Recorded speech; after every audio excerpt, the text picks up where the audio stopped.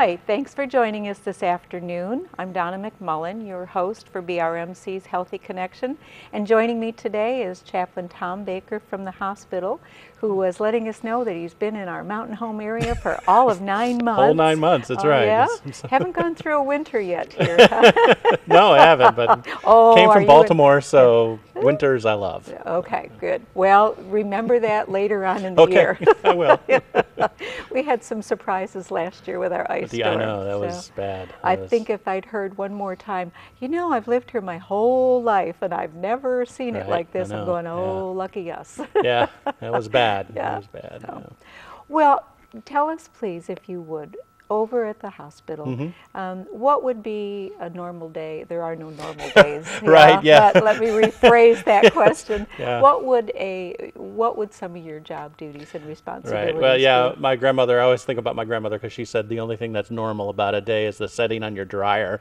So I keep remembering that. But yeah, usually a typical day for me is just kind of get into the office. I'll get the referrals out. We have lots of wonderful volunteers. I'm really blessed with about 20 pastoral care volunteers. Oh, you are. Who come in, you know, very diligently, do great work. They're assigned to a specific floor or to unit.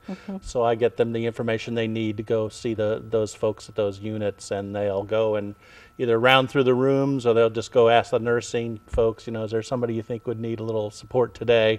That's wonderful. And so they do a great job, and I really depend on them and really thank them all the time for them coming in and doing good work. And as far as me, that gives me the time to kind of round through the hospital. I try to round through at least once a day. Wow, and, that's a huge. I don't always make it, but sometimes I try. Bless your heart. I definitely round through the ICU every day, Yeah. And usually we'll follow a patient that's in the ICU once they move to another section of the hospital. Yeah. And so that's one thing I definitely round through the I was going to say the ED, the emergency department, the emergency room. Usually come down there once a day, but. Chaplains and emergency room folks, they like me a lot, but they don't like to see me because if I show up, they think something bad's going to happen.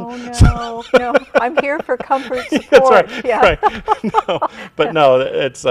I usually, and they just usually kid me with that, and but they like to see me, and we just started having pastoral care volunteers round through the waiting room, the emergency room, because really, no, that's something new. It's new, yeah, and that really helps. I think the families, they try to let the family knows what's going on, and when they can go back and see the patient, they'll escort them back there and let them spend time, and they'll get them a cup of coffee or some water if they need it, or just sit with them and remind them that there's somebody there to help them through whatever they're going through. So I think that's been really beneficial, because when you sit in that waiting room, especially the emergency room, you can feel like you're there forever. And you're there forever. The time just drags by. You always, I would think the worst. We're trying to do the same now with the surgical waiting room. So. Oh, that's wonderful. Yeah. So that's two things that I think of where I came from, that I tried to bring with me, that I think help a lot of people. Well, we're awful glad that you did.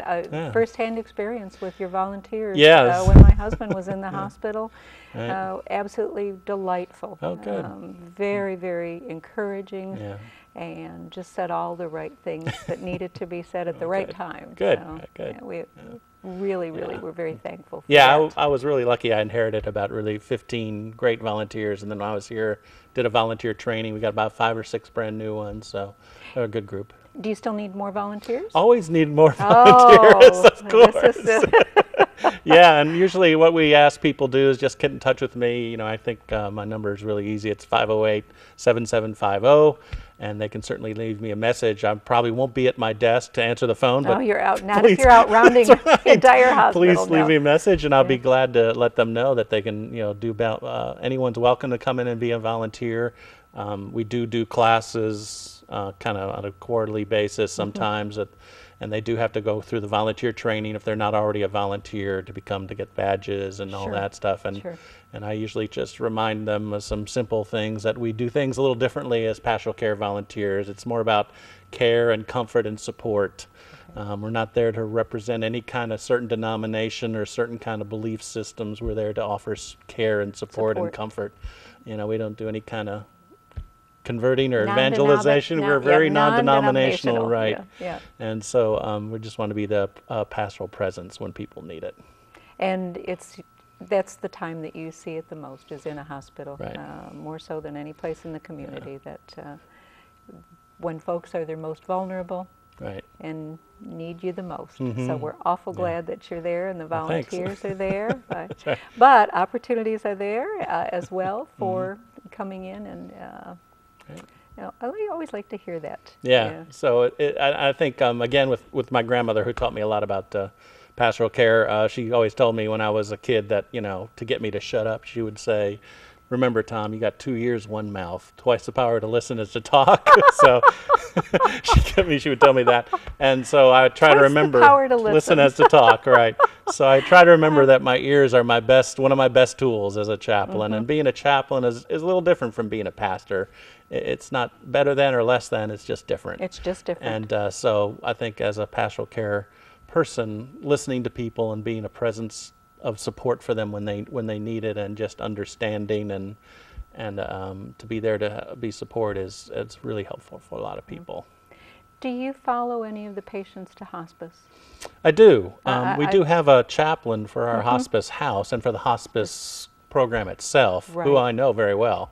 But there's sometimes when there might be a family who I get to know pretty well, and they'll tell me they're going to the hospice house, and I'll call that chaplain and say, you know, do you mind if I go over to the house and see this family? And he'll say, no problem. And so I'll go over there to the house. It's a beautiful place. If everybody has ever been there, it's a great place families can come and be with their loved ones. And I spent 15 years in hospice care, so I have a special place in my heart for hospice. So I live the house is a great place, and I like to go over there. Yeah. I thought perhaps that was the case. I was just something I wasn't sure if you did or not. Yeah, so I've been in pastoral care since 1990, and it seems like, you know, yesterday. Seems like yesterday. There's a lot of that going on. It's been great. Lately. So yeah, and I spent a long time in hospice care.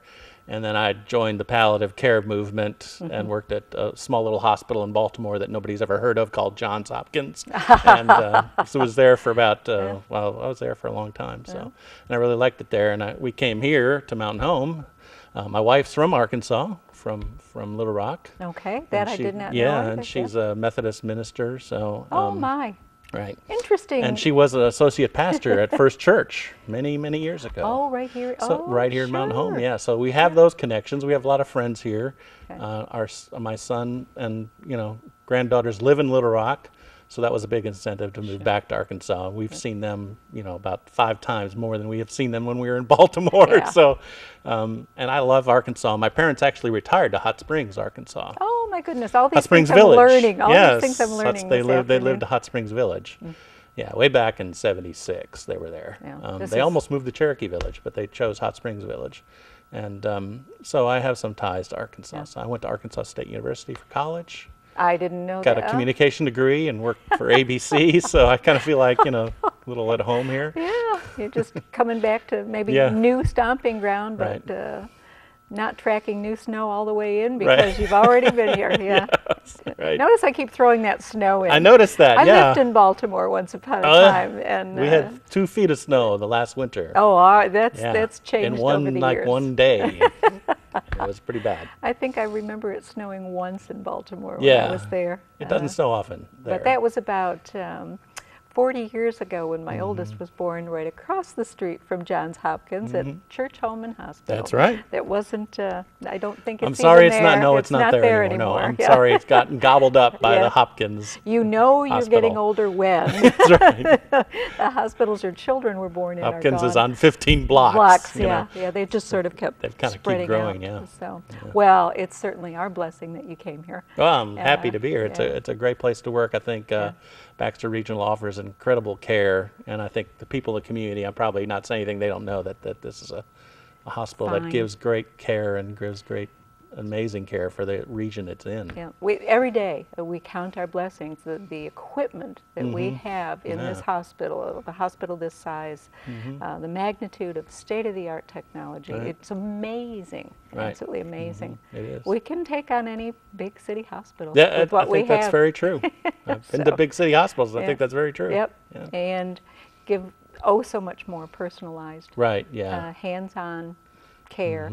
And the fact that so many of the folks are from this area. I mean, this is like family taking care of family in a lot of regards. I've noticed that. Lots of heart. Yeah. Lots of good heart. I had my mother here as well, was in the hospital, and of course she thought she was in the Adirondacks, but That's okay. that's another story. Yeah. But she absolutely loved the care. She was given just the best care all the way through. Okay. So, well, we are going to take a short break. Okay. We'll be back Great. and learn some more about you and Okay. about what's going on at the hospital. And I know that you've got some special celebrations coming up. Yes, so we we do. want to be Yeah. sure and talk about those and invite everyone to come Okay. and explain what those are about. Sure. All right. We'll be right back with you.